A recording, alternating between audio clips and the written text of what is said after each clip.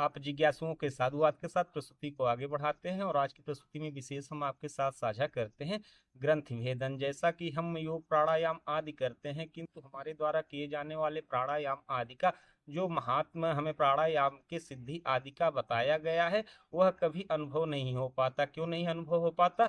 तो चलिए इसी विषय को हम आज की इस प्रस्तुति में आपके साथ साझा करते हैं। क्योंकि प्राणायाम के कुछ विशेष नियम हैं। जैसा कि हमारा आपका श्वसन प्रश्वसन तो यूं तो सामान्य एक स्वचालित अवस्था में हो ही रहा है, इसमें हमें आपको कोई चेष्टा आदि करने की कोई आवश्यकता नहीं होती। किंतु श्वास के इसी आवागमन पर जब हम निरोध विरोध करते हैं तो वही निरोध विरोध हमारे द्वारा जो किया जाता है वह प्राणायाम की अवस्था होती है। तो यही आप ध्यान दीजिएगा कि हम आप अपने श्वसन प्रश्वसन का जो निरोध विरोध करते हैं प्राणायाम आदि के माध्यम से, उस प्राणायाम आदि से हमें अपने प्राण की कुछ गति प्राप्त हो, जो कि एक घटावस्था के रूप में बतलाई जाती है। एक प्रथम अवस्था जहां प्राण अपान नाद बिंदु तेज सब एकीकृत को प्राप्त हो जाते हैं और उन्मुखी हो जाते हैं। उन्मुखी अर्थात उन्मनी, उन्मनी की यही अवस्था प्राणायाम आदि का मुख्य हेतु है। तो सबसे पहले हम प्राणायाम में किए जाने वाले उस बेसिक त्रुटि पर चर्चा करते हैं, जिसके कारण से हम प्राणायाम आदि का एक लंबे समय से अभ्यास करते हुए भी उस बोध उस स्थिति तक नहीं पहुंच पाते जिसका कि प्राणायाम मूल हेतु है।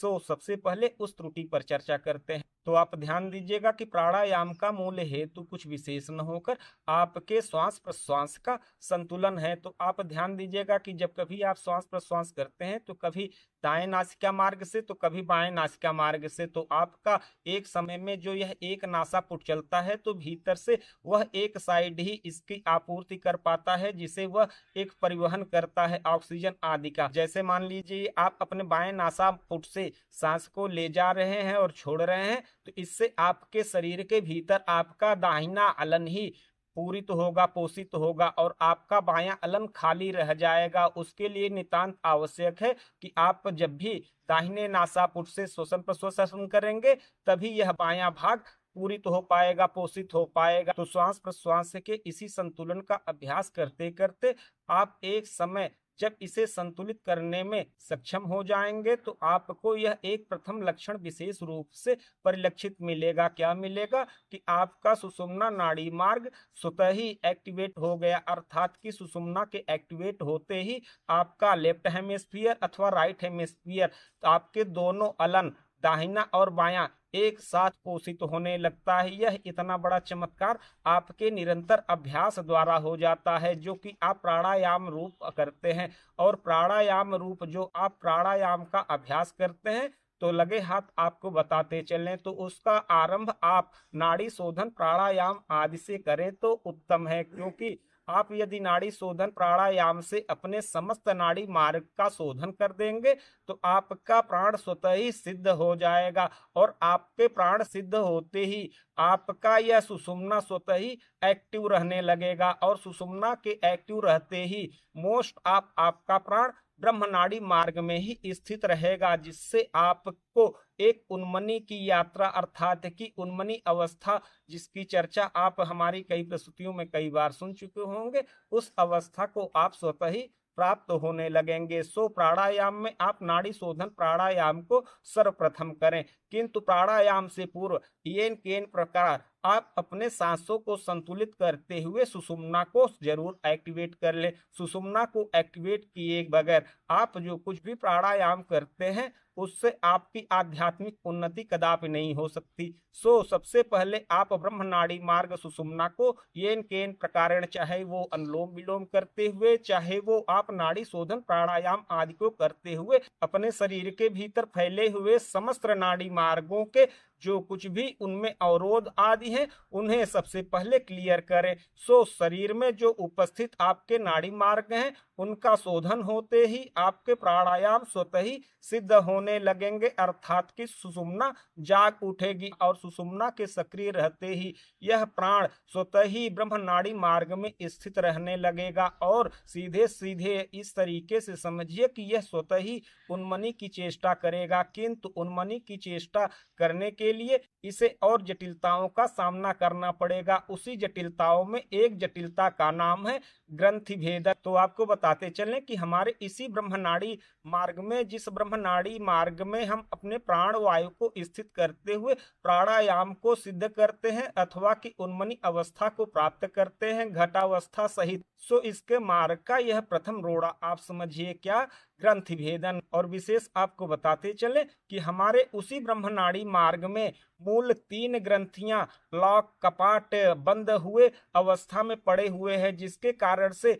प्राण का संचार उस नाड़ी मार्ग में उन्मनी अवस्था की जैसे कि ऊपर की तरफ उठना, उसके लिए वो अवरोध है, सो उन्हें खोलना परम आवश्यक है। तो वो 3 ग्रंथियां कौन है जिनका भेदन प्राणायाम आदि के सिद्धि के लिए आवश्यक है, सो उनके नाम और स्थान को सर्वप्रथम जानते हैं। तो सबसे पहले हम बात करते हैं ब्रह्म ग्रंथि, जिसका मूल स्थान आपका यह नाभि केंद्र है। तो लगे हाथ आपको बताते चलें कि यह जो खट चक्र की चर्चा हम आप सुनते हैं मूलाधार से लेके आज्ञा चक्र तक, ये 6 प्रकार के जो चक्र हैं, ये सभी चक्र इन ग्रंथियों से आबद्ध होते हैं 2-2 की संख्या में। चूंकि यह नीचे से आप मूलाधार और स्वाधिष्ठान आदि को लेंगे तो यह आपके ब्रह्म ग्रंथ के अंतर्गत आएंगे। वही मणिपुर और अनाहत आपके आपके जो दूसरे ग्रंथि जिसे आप विष्णु ग्रंथि कहते हैं उसके अंतर्गत आता है, और यह विष्णु ग्रंथि आपके हृदय स्थान में बतलाया गया है। वहीं बात करें आपके इस कंठ में स्थित रहने वाले विशुद्ध चक्र और आज्ञा चक्र के, तो इस पर जिसका मूल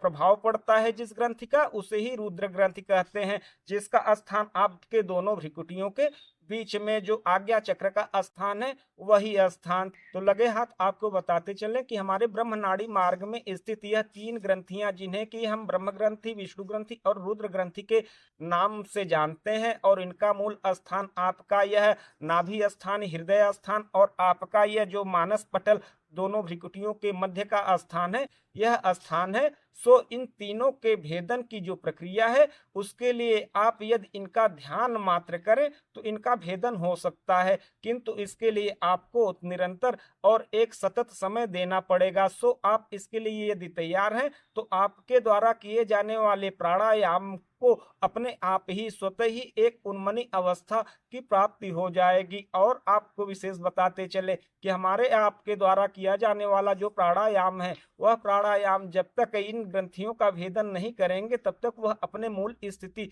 चूंकि अपने स्थान को छोड़कर जो ऊपर की तरफ उन्मनी अवस्था और उस यात्रा की बात करते हैं कि जहां समाधि की स्थिति तक पहुंचा जा सकता है और आनंद आदि की प्राप्ति की जा सकती है, तो वह यात्रा तब तक नहीं हो पाएगी जब तक कि हम इन 3 ग्रंथियों का भेदन न करें। और इन 3 ग्रंथियों के भेदन के लिए जो ध्यान आदि की बात हमने की वो की, उसके अलावा और भी बहुत सारी पद्धतियां हैं जिनके माध्यम से इन ग्रंथियों का भेदन किया जा सकता है, जिनमें की कुछ मुद्राएं और कुछ बंध आदि विशेष हैं। और साथ ही आपको बताते चलें कि शरीर में प्रवाह करने वाले 10 प्रकार के जो प्राणवायु हैं, इन प्राणवायु का यदि आपको बोध है तो इन प्राणवायु के माध्यम से भी आप इन ग्रंथियों का भेदन सरलता से कर सकते हैं। खट कर्मों का अभ्यास यदि आप करते हैं तो उनके अभ्यास से भी आपके इन ग्रंथियों का भेदन स्वतः ही हो जाता है। तो यह तो संक्षेप में इस प्रस्तुति में हम इन बातों पे चर्चा कर पा रहे हैं। यदि आप विस्तार से चाहेंगे, आपकी रोचकता और जिज्ञासा बनती है, तो आप कहिएगा कमेंट आदि के माध्यम से, हम उन पर विस्तार से कोई एक विशेष प्रस्तुति आपके साथ शेयर भी कर देंगे, जिसे देखकर आप भी अभ्यास करते हुए अपने ग्रंथियों का भेदन करते हुए अपने प्राणायाम आदि को सिद्ध करते हुए उस बोध की स्थिति में पहुंच सकते हैं, जिसके लिए आप अपना इतना परिश्रम और इतना समय दिए चले जा रहे हैं। तो आशा करते हैं कि आज की ये प्रस्तुति आप लोगों को अच्छी लगी होगी। मिलते हैं किसी अन्य प्रस्तुति में किसी अन्य विषय के साथ, तब तक के लिए